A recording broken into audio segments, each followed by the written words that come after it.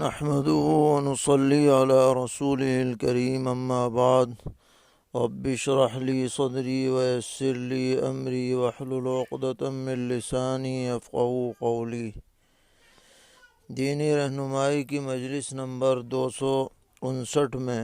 سبھی سامعین کی خدمت میں السلام علیکم ورحمۃ اللہ وبرکاتہ عرض ہے۔ ایک صاحب سوال کر رہے ہیں کہ آج کل شوگر کی جانچ کے لیے ایک نئی مشین سامنے آئی ہے جو پلاسٹک کی ہے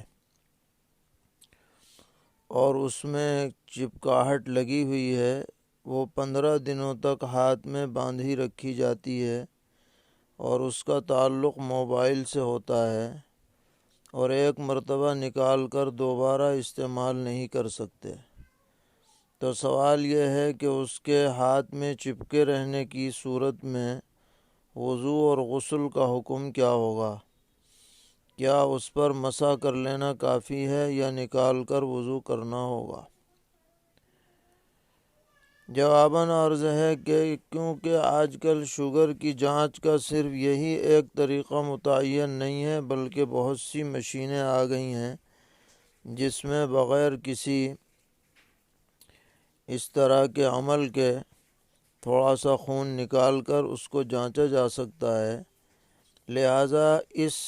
نئے سسٹم کو عذر قرار نہیں دیا جائے گا اور جب بھی وضو کرنا ہوگا اگر یہ اعضائے وضو پر یہ مشین چپکی ہوئی ہے تو اسے ہٹا کر کے دھویا جائے گا، اور اگر غسل فرض ہو رہا ہے تو فرض غسل اسی وقت مکمل اور صحیح ہوگا جبکہ اسے ہٹا کر کے اس پر پانی بہایا جائے۔ ہاں، اگر اعضائے وضو کے علاوہ میں یہ مشین چپکائی گئی ہے، مثلاً کوہنی سے اوپر بازو میں چپکا دی گئی، تو وضو کا چونکہ اس سے کوئی تعلق نہیں ہے اس لیے وضو درست ہو جائے گا اپنے حصے تک پانی بہا کر۔ اسی طرح اگر بغیر فرض کے کوئی آدمی غسل کرے اور یہ مشین ایسی جگہ لگی ہوئی ہو جہاں پر وضو کا پانی پہنچانا ضروری نہیں ہے تو وہ غسل بھی کر سکتا ہے اسے نکالے بغیر، لیکن اگر غسل فرض ہوگا جنابت کا تو پھر اسے نکال ہی کر پانی بہانا پڑے گا ورنہ غسل تام نہیں ہوگا۔ سوال کرتے ہیں کہ اگر کسی شخص نے امام کے پیچھے سجدے کی حالت میں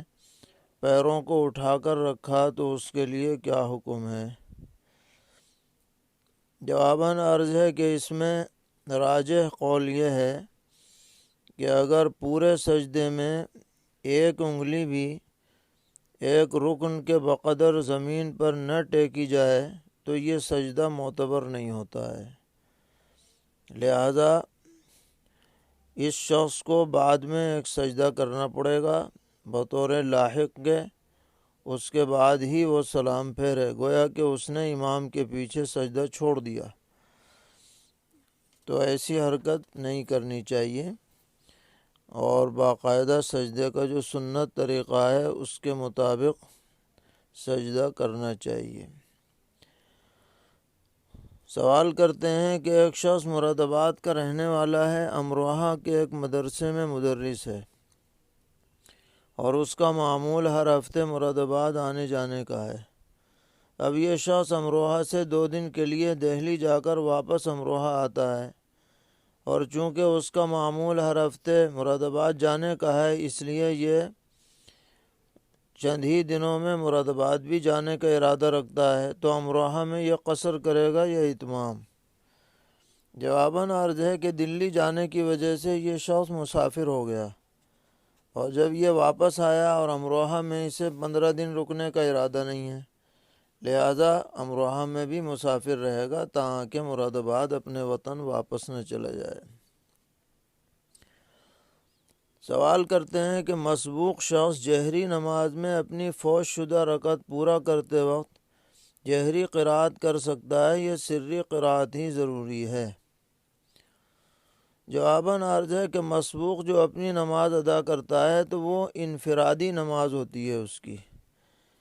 اور جہری نمازوں کے اندر جیسے مغرب ہے، عشاء ہے، فجر ہے، آدمی کو اختیار ہوتا ہے کہ چاہے سری پڑھے یا جہری پڑھے، اس لیے اصولاً اس کو گنجائش ہونی چاہیے، اگر جی چاہے تو جہری بھی پڑھ سکتا ہے، باقی اس بارے میں صریح جزیہ ذہن میں نہیں ہے۔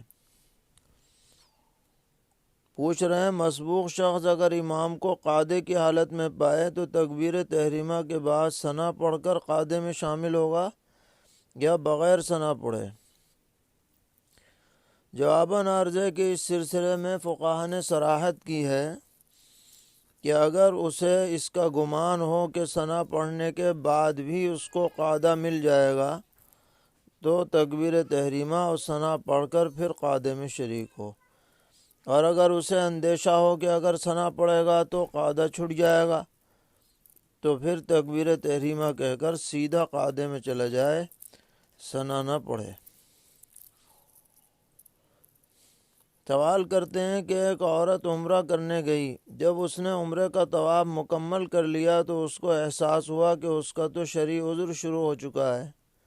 گویا اس نے ناپاکی کی حالت میں طواف کیا تھا، تو اب وہ کیا کرے؟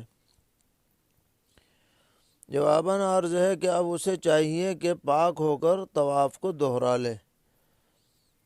تو اس کا یہ طواف معتبر ہو جائے گا،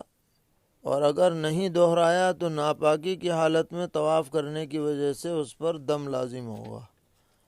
یعنی بکری کی قربانی حدود حرم میں دینی ہوگی۔ سوال کرتے ہیں ایک عورت نے حج تمتع کی نیت سے احرام باندھا لیکن ابھی عمرہ نہیں کیا تھا کہ اس کو شرعی عذر پیش آ گیا، اور اسی حالت میں ذی الحجہ کی 8 تاریخ آ گئی، اب اسے حج کا احرام بھی باندھنا ہے تو کیا کرے؟ کیا حج تمتع کی نیت کو حج افراد سے بدل دے؟ جواباً عرض ہے کہ اس صورت میں یہ عورت 8 تاریخ کو عمرے کا احرام کھول دے گی، اور اس کی صورت یہ ہوگی کہ احرام سے نکلنے کی نیت سے کوئی خلاف احرام عمل کر لے، مثلا خوشبو لگا لے، اس کے بعد پھر اسی حالت میں حج کا نیا احرام باندھے، حج افراد کا، اور جب حج پورا کر لے تو اس چھوٹے ہوئے عمرے کی بعد میں قضا کرے اور ایک دم بھی دے۔ البتہ جو حج تمتع کا اس کے اوپر دم لازم ہوتا وہ اب لازم نہیں ہوگا، کیونکہ اس کا حج حج افراد ہو گیا، حج تمتع نہیں رہا۔ اسی طرح کا واقعہ ام المومنین حضرت عائشہ صدیقہ رضی اللہ عنہا کے ساتھ پیش آیا تھا، تو آپ نے ان کے ساتھ اسی طرح کا حکم دیا، اور بعد میں وہ عمرہ کر کے تشریف لے گئیں، احادیث میں اس کی تفصیلات موجود ہیں۔ سوال ہے کہ ایک عورت عمرہ کرنے گئی اور وہ 5 دن مدینہ منورہ میں رکی، جب وہ احرام کی نیت کر کے مکہ معظمہ کے لیے روانہ ہوئی تو اس کو شرعی عذر پیش آ گیا، اب اس کو ناپاکی شروع ہوئے 8 دن ہو چکے ہیں، جبکہ اس کی عادت 4 دن کی ہے، اب وہ کیا کرے؟ کیونکہ اسے اب اپنے ملک واپس آنا ہے۔ جواباً عرض ہے کہ 10 دن وہ انتظار کر لے، اگر 10 دن میں بھی پاک نہ ہو تو پھر غسل کر کے اسے پاک مان لیا جائے گا، اور وہ طواف اور سعی کر کے عمرہ مکمل کر لے گی، اور بہتر یہی ہے کہ ایسی صورت میں عمرے کی واپسی کی تاریخ آگے بڑھوائی جائے تاکہ کوئی دقت نہ پیش آئے، اور اگر بالفرض واپسی ضروری ہو تو اچھی طرح پاکی حاصل کر کے اسی حالت میں طواف و سعی کر لے اور ایک دم حدود حرم میں دے۔ ایک اور سوال کرتے ہیں کہ ایک آدمی کو عرفے کی رات میں احتلام ہو گیا لیکن اسے احساس نہ ہو سکا، اور اسی حالت میں اس نے وقوف عرفہ، وقوف مزدلفہ کیا اور رمی کرتا ہوا حرم شریف پہنچ گیا، وہاں اس نے طواف زیارت اور حج کی سعی بھی کر لی۔ اب جب وہ مینا واپس پہنچا تو اس نے اپنے احرام پر احتلام کے دھبے دیکھے۔ تب اس کو احساس ہوا کہ اسے عرفہ والی رات میں احتلام ہوا تھا، تو اب اس شخص کے لیے کیا حکم ہے؟ جواباً عرض ہے کہ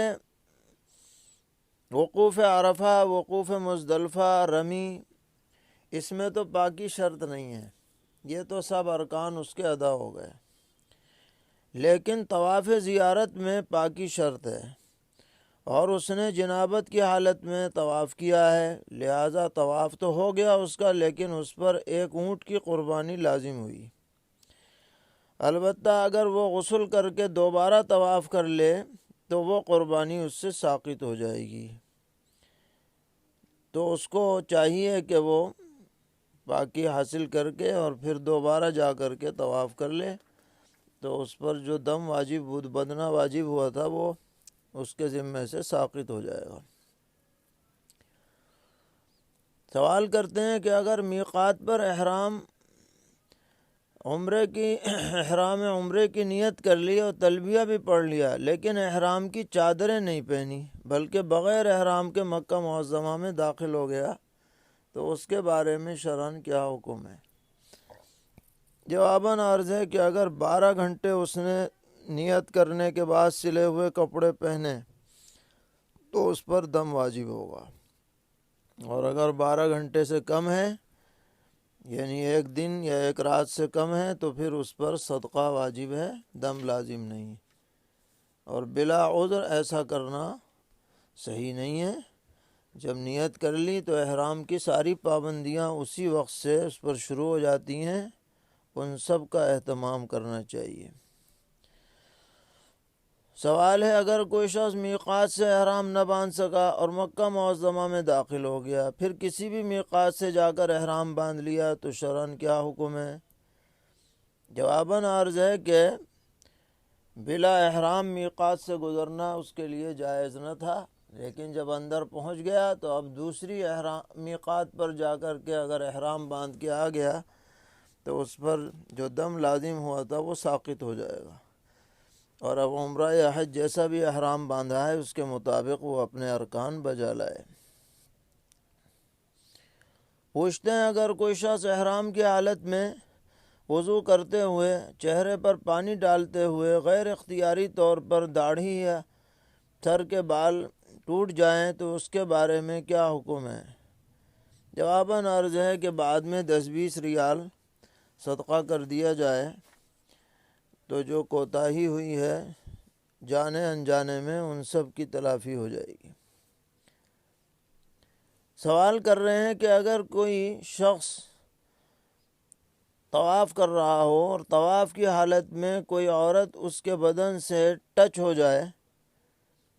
تو اس کے طواف کا کیا حکم ہے؟ جواباً عرض ہے کہ اس کی وجہ سے طواف پر کوئی اثر نہیں پڑتا، باقی اہتمام ہونا چاہیے کہ عورتوں سے مل کر کے نہ چلیں، ان کی بھیڑ سے ہٹ کر کے حتی الامکان طواف کرنے کی کوشش کریں۔ سوال ہے اگر دوران طواف 4 چکر سے پہلے وضو ٹوٹ جائے تو کیا وضو کر کے دوبارہ طواف شروع کرنا ہوگا یا جہاں چھوڑا تھا وہیں سے آگے چکر پورے کر کے طواف مکمل کر لیں؟ جواباً عرض ہے جہاں وضو ٹوٹا تھا وہیں سے آگے چکر پورے کر سکتے ہیں، لیکن بہتر یہ ہے کہ شروع سے طواف کریں تو زیادہ اچھا رہے گا، باقی اگر جہاں سے چھوڑا ہے وہیں سے کر لیں تب بھی طواف مکمل ہو جائے گا،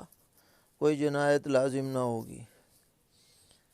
سوال ہے بنارس میں اکثر لوگ ساڑی کا کاروبار کرتے ہیں اور بہت سے لوگ ساڑی کا پرچار ماڈل عورتوں سے سوشل میڈیا پر کراتے ہیں تاکہ ان کی ساڑی زیادہ سے زیادہ فروخت ہو،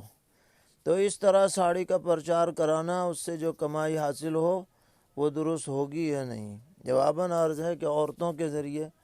اس طرح پرچار کرانا یہ ناجائز عمل ہے، اس سے احتیاط اور اجتناب کرنا چاہیے، لیکن بہرحال آمدنی جو ہوگی وہ حرام نہیں کہلائے گی، آمدنی کا معاملہ الگ ہے اور پرچار کا عمل الگ ہے۔ پوچھتے ہیں ایک جانور کے گلے میں پیدائشی طور پر گلٹی ہے، اس کی قربانی کا کیا حکم ہے؟ جواباً عرض ہے کہ گلٹی کی وجہ سے عام طور پر اس کے گوشت میں کوئی زیادہ فرق نہیں پڑتا ہے، اس لیے قربانی تو ادا ہو جائے گی، لیکن اگر اتنی بڑی گلٹی ہے کہ اس کی وجہ سے قیمت میں نمایاں کمی آ رہی ہو، تو بہتر یہ ہے کہ ایسے جانور کے بجائے بے عیب جانور قربانی میں قربان کیا جائے، وہ زیادہ بہتر ہے۔ سوال کر رہے ہیں کہ مکان کی بنیاد ڈالتے وقت کیا عمل کرنا چاہیے؟ جواباً عرض ہے کہ اس وقت کوئی عمل حدیث سے ثابت نہیں ہے کہ فلاں عمل کرو مکان کی بنیاد رکھتے ہوئے۔ البتہ معروف یہ ہے کہ مکان کی بنیاد رکھوانے کے لیے کسی بابرکت شخص کو بلایا جاتا ہے، اس سے بنیاد رکھوائی جاتی ہے، پھر دعا کرائی جاتی ہے۔ باقی یہ چیز بھی لازم نہیں ہے، کوئی کرا لے سہولت سے تو ٹھیک ہے، اور کوئی صدقہ کرنا، کوئی اذان دینا، کوئی بکرا ذبح کر کے اس کا خون اس کی بنیاد میں ڈالنا اور اس کو لازم سمجھنا، یہ سب بے اصل اور بے سند باتیں ہیں، ان سے بچنا چاہیے۔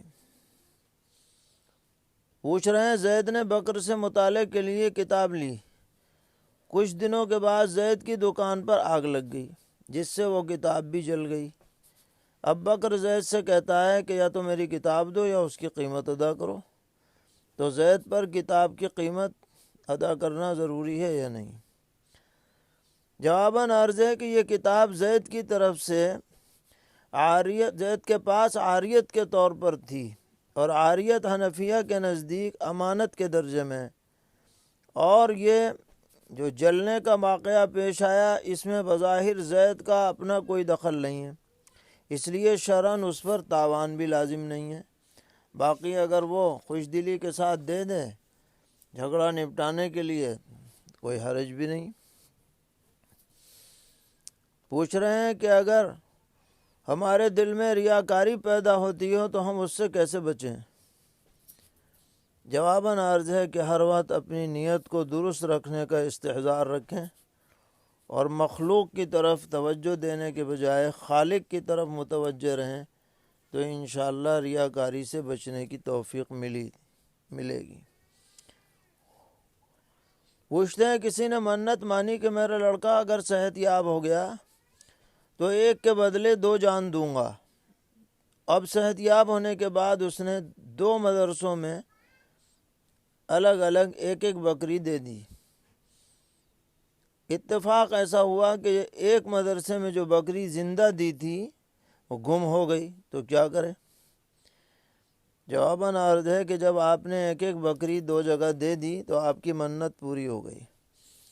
اب اگر وہ ان کے پاس سے گم ہو گئی ہے تو اس کے آپ ذمہ دار نہیں ہیں، کیونکہ مدرسے والوں کے قبضے میں جب چیز پہنچ جائی تو دینے والے کا صدقہ ادا ہو جاتا ہے۔ سوال کرتے ہیں تدفین کے وقت لکڑی کے بجائے پلائی کے تختے لگانا کیسا ہے؟ جواباً عرض ہے کہ ہاں، پلائی کے تختے بھی لگا سکتے ہیں۔ پلائی بھی دراصل لکڑی ہی ہوتی ہے، اس کے چورے کو ملا کر کے تختے کی شکل دے دی جاتی ہے، تو اگر پلائی لگائیں تو اس میں بھی شرعاً کوئی حرج نہیں ہے۔ اللہ تعالی ہم سب کو دین پر استقامت عطا فرمائے، ہر طرح کے شرور سے محفوظ رکھیں۔ وصلی اللہ تعالی علی خیر خلقہ محمد وعلی آلہ واصحابہ وذریاتہ اجمعین۔